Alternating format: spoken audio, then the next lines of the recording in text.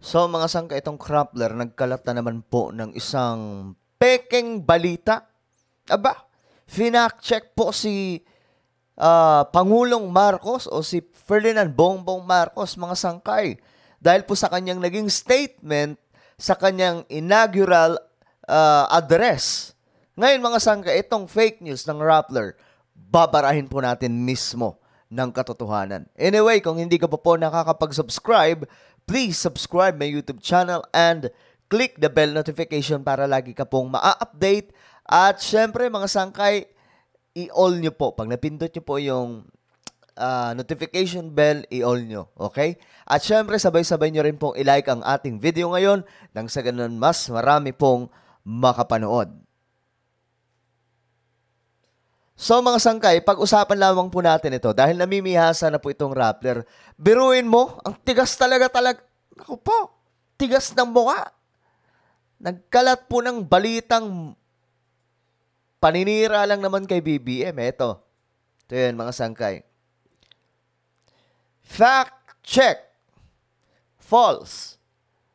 The Bangi Bay Wind Farm was a project of Marcos Jr. Mali daw yan. Nakalagay po dito, it was built by North Wind Power Development Corporation based on a wind mapping study conducted by the National Renewable Energy Laboratory in 1996. Ito po yung pinapalabas niya. So, sabi dito ng Rappler, Ferdinand Marcos Jr.'s first speech as President of the Philippines was well written and well delivered, but the several false claims waved into it didn't escape scrutiny from those who watch him. Eto na mga sangkay. Mali daw itong sinabi ni PBBM. At sa pinakauna daw pong speech niya ay nagkalat kaagad po ng isang maling impormasyon. Ngayon, itong fact-check niya ay patungkol po sa Bangi Wind Farm or Windmill na naging proyekto po ni Pangulong Bongbong Marcos nung siya po ay governor ng Ilocos Norte. Babarahin po natin ito gamit po ang isang article from Manila Standard. Ito po. Sabi ng article from Manila Standard, which is ito po talaga yung credible, hindi po yung Rappler. Kasi yung Rappler, alam nyo naman yun, patapon na. Okay, wala na yun. Pinasara na nga po, pinashutdown na po ng SEC. So yung pagbabalita nila ay panggugulo na lamang mga sangkay talaga. Okay? So ito, basahin na po natin. Of course, it was BBM's project. Rappler did not even bother to check. I am talking about the now famous Bangi windmills in Ilocos Norte, which Rappler has falsely and maliciously claimed na hindi daw po kay Bongbong Marcos project. Diba? Rappler talaga, oh. Kaya napapasara eh.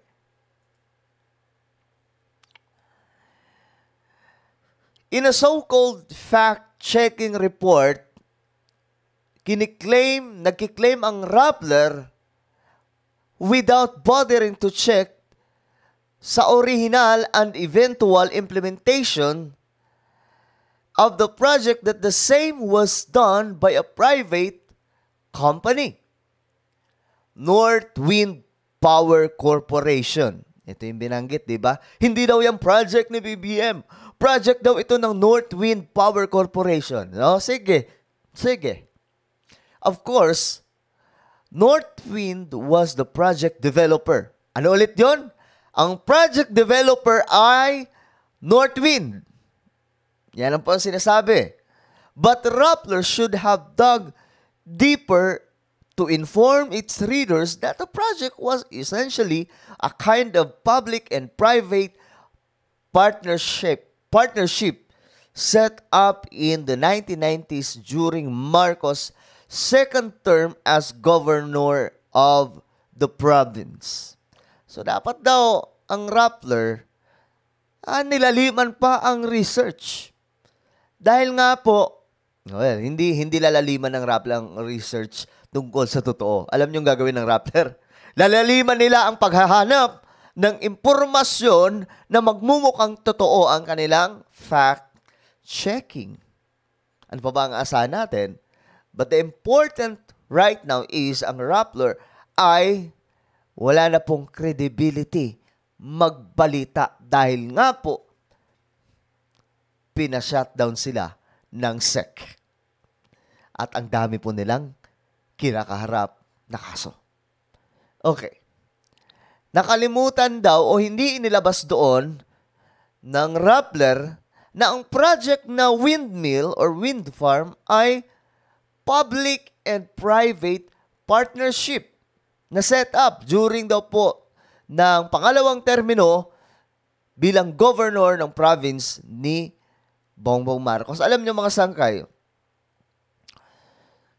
gano'n naman talaga ang proyekto, di ba? Halimbawa, yung project po na ipinatayo ng pamahalaan natin ni President Duterte or former President Rodrigo Duterte, mga sangkay, ay partner lagi ang public and private.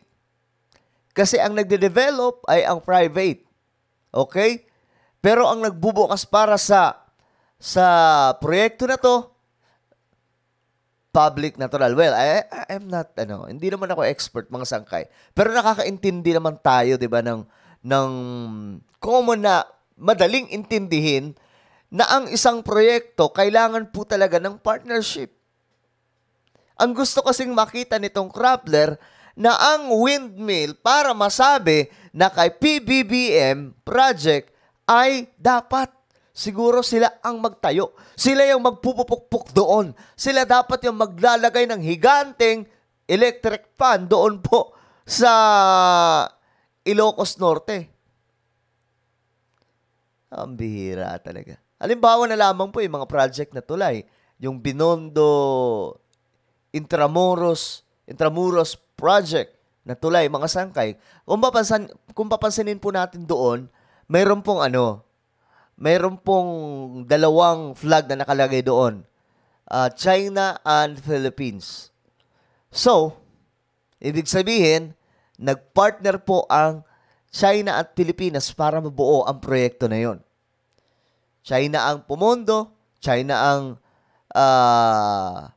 gumawa po ng budget para doon, Pilipinas naman po ang nagpagawa, ang ating gobyerno mismo. So, mga sangkay, partner po. Kagaya po ng ginawa ni President Marcos nung siya ay governor. Partner daw po ang nangyari. Partnership ng public and private. Ito po yung hindi sinasabi ng Rappler. Natural, hindi po talaga nila sasabihin yun. It was he, ito sabi po dito it was he who broached, actually harmed, the idea for the local electric cooperative or INEC to issue a take-off document, a kind of power purchase agreement to ensure the usage of the plant's output. So, si BBM daw po talaga ang tawag dito, nakabuo ng idea para po sa local electric cooperative. At siya po talaga ang nag-push. Yun po ang dating dito, mga sangkay, sa pagkakasulat. It was also BBM who got the DENR and the other government agencies to assist in securing the leases on the project site involving 28 huge windmills fast-track permitting.